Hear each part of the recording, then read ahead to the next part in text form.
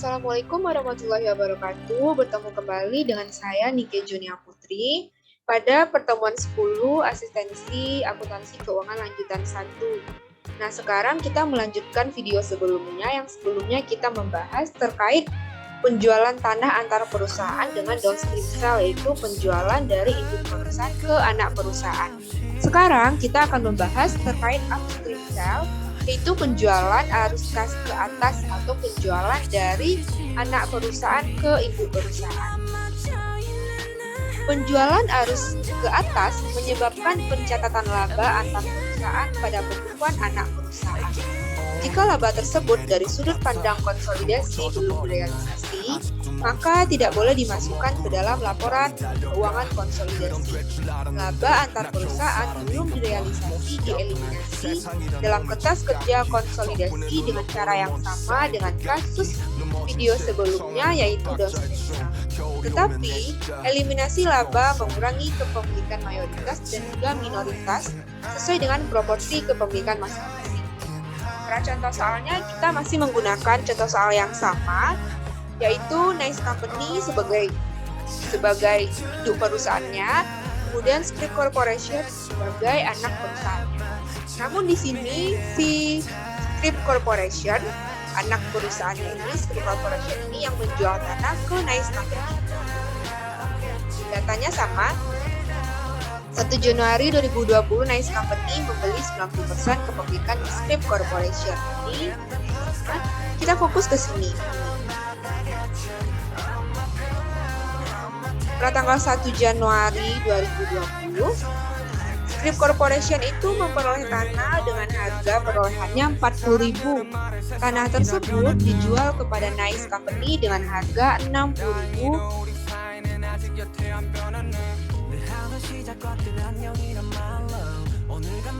Pada tanggal 3 Maret 2020. Pada saat penggabungan usaha, akumulasi depresiasi bangunan dan peralatan diakui nol.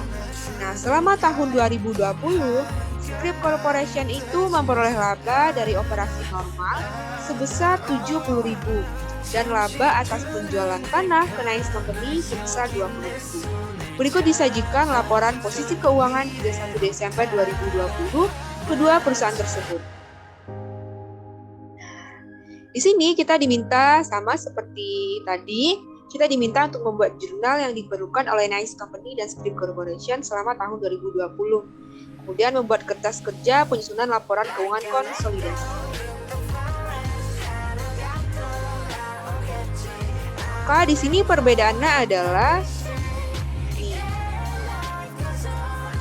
pencatatan oleh Nice Company 1 Januari 2020 yaitu investment in Scrip Corporation 270.000 di debit, kemudian cash-nya di kredit 270.000. Selanjutnya, jurnal yang dibikin oleh Scrip Corporation atas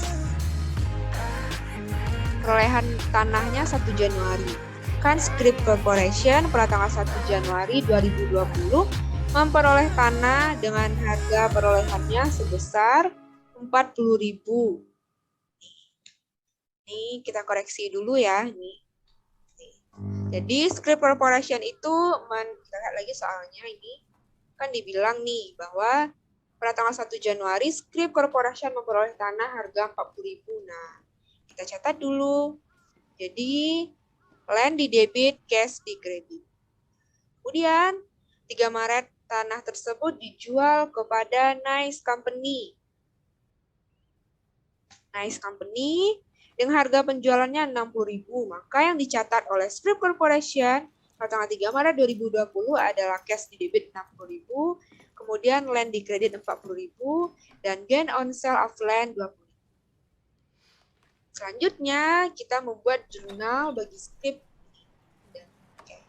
Selanjutnya, pada tanggal 31 Desember 2020, kita membuat jurnal penyesuaian yang dibuat oleh Nice Company untuk pengakuan laba dan dividen dari Scrip Corporation.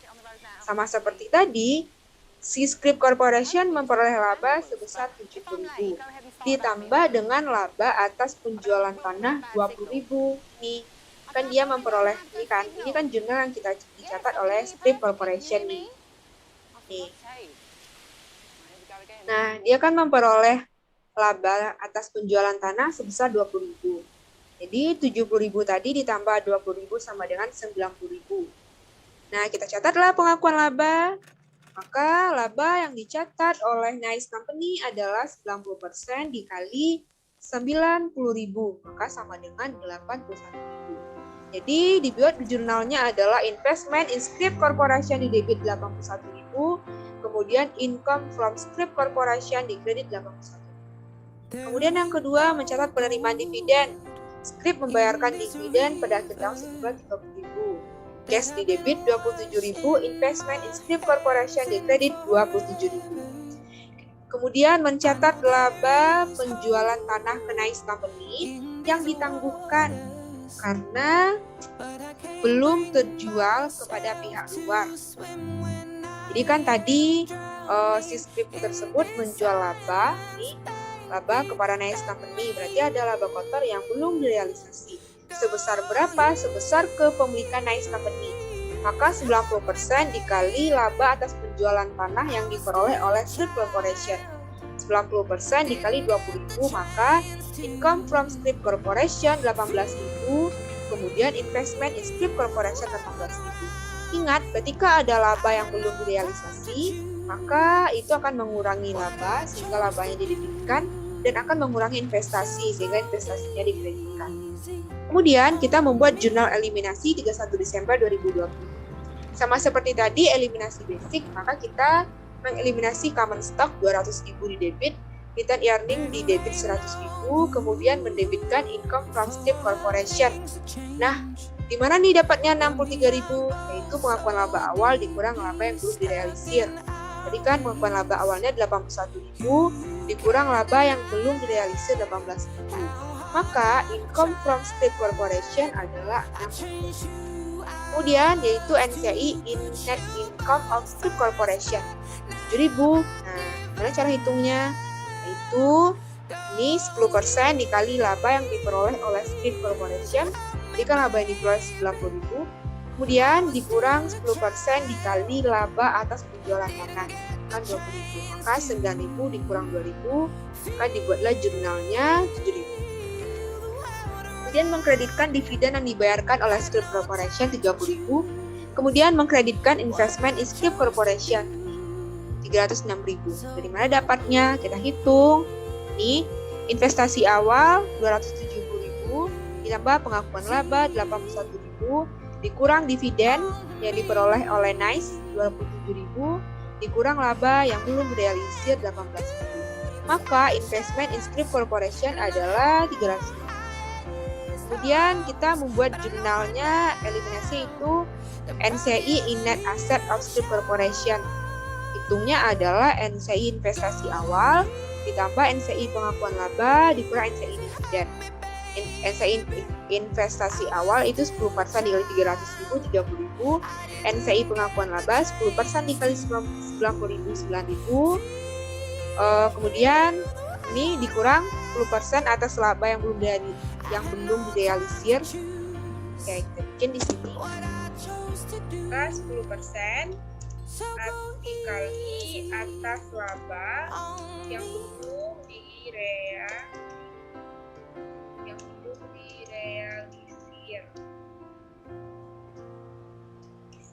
Maka 10% dikurang 20.000, kemudian dikurang NCI dividen 10% dikali 20.000. Maka didapatlah NCI in net asset-nya 34.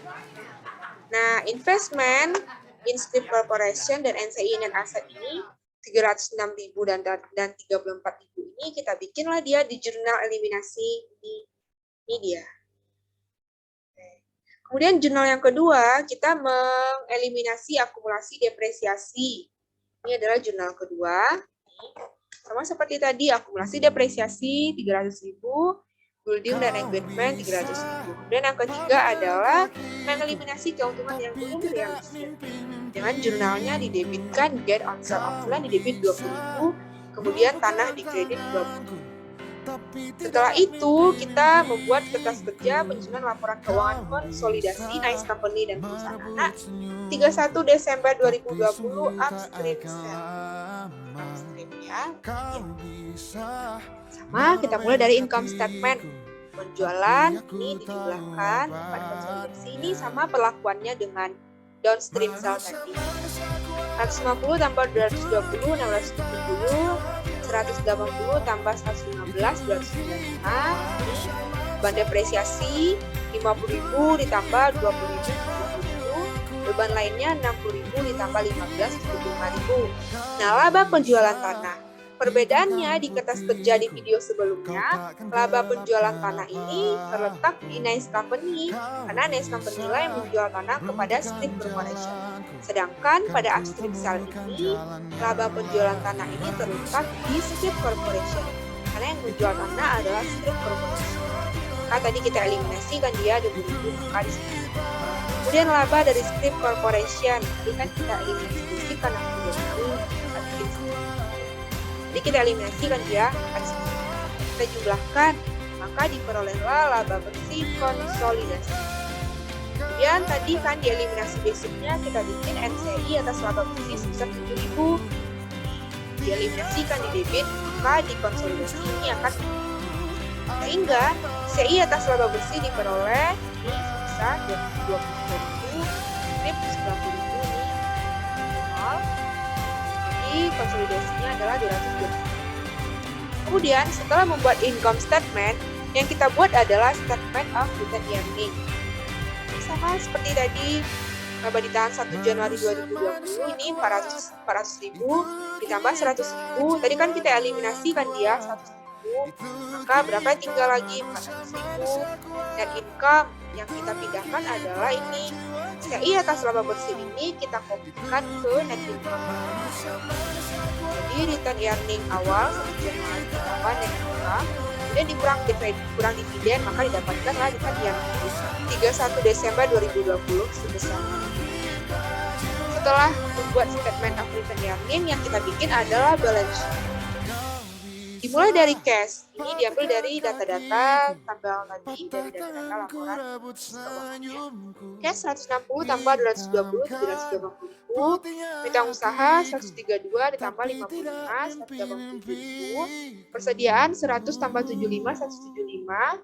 Tanah 380 tambah 25.000. Ingat tadi, tanah kita eliminasikan dia 20.000 yang ini, karena labanya belum direalisir, ini land di kredit 20.000. Nah, kita pindahkan dia, kita bikin dia di kertas kerja, di eliminasi entries-nya ini 20.000 di kredit, maka 380.000 ditambah 25 dikurang 20, dapatlah 385.000. Dia menggunakan peralatan, tadi kan kita eliminasi kan akumulasinya, maka diperoleh 1.155. Akumulasi depresiasi 450 ditambah 320 dikurang 300, maka pasti. Nah, tadi kita di eliminasi basic kita bikinkan investasi pada Strip Corporation sebesar 306.000. Dan kita eliminasi tadi kan di kredit, maka di sini. Setelah kita jumlahkan ini, kita kalkulasikan, maka diperolehlah total aset. Setelah itu, kita hitung lagi total liability dan equity-nya. Utang usaha 80 tambah 215, maka 250. Utang obligasi 200.000 ditambah 130.000, 330.000. Modal saham biasa ini common stock-nya tadi kan kita eliminasi kan, dia di debit 600.000 ditambah 200.000 dikurang 200.000. Maka kenapa dia mengurangi? Karena kan modal saham biasa ini saldo normalnya adalah di kredit. Ketika dibikin eliminasinya di debit, maka itu akan berkurang. Kemudian return earning 31 Desember ini adalah hasil dari return earning pada statement of return earning di atas. Kemudian NCI atas hasil bersih yang kita bikin di jurnal eliminasi tadi yaitu 34.000 tadi kan. Nah, ini kita jumlahkan. Ini akan dikonsolidasi. Maka didapatlah total liability dan equity-nya sama dengan total aset. Nah, bagaimana kita mengeliminasi laba yang belum direalisasi setelah tahun pertama? Artinya setelah tahun terjadi transfer antar perusahaan tersebut, di tahun depannya masih belum terjual oleh afiliasi pembeli ke pihak luar. Pada tahun 2021, tanah yang dibeli oleh Nice Company kepada Scrip Corporation masih dimiliki oleh Nice Company sampai dengan 31 Desember 2021. Maka per jurnal eliminasi yang dibikin pada tanggal 31 Desember 2021 yaitu dengan mendebitkan investasi The Investment in Scrip Corporation di debit 18.000 dan pada 18.000 karena proporsi yang dimiliki oleh Nice Company cuma 18.000. Dari mana? Itu dari 90% dikali seluruh total penjualan tanah sebesar 20.000. Maka 90% dikali 20.000 dapat 18.000.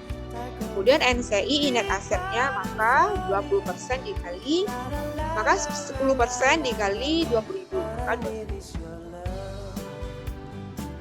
Seperti yang tadi, yaitu berarti ini 10% dikali 20.000.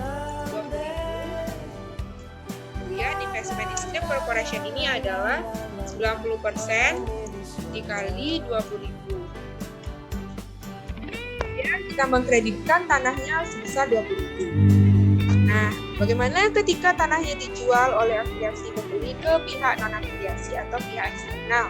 Di sini, pada tanggal 3 Maret 2022, tanah yang dimiliki oleh Nice Company yang diperoleh dari Scrip Corporation dijual kepada pihak luar dengan harga 85.000. Maka konsolidasi NIS-nya 31 Desember 2022 adalah investment in Scrip Corporation 18.000, kemudian NCI net asset of Scrip Corporation di debit 22.000, kemudian gain on sale of land di kredit 20.000. Itulah materi asistensi kita. Demikianlah materi asistensi kita pada pertemuan 10 ini terkait transfer tanah antar perusahaan. Mudah-mudahan teman-teman paham terkait penjelasan atas ini. Oke, terima kasih atas perhatiannya. Wassalamualaikum warahmatullahi wabarakatuh.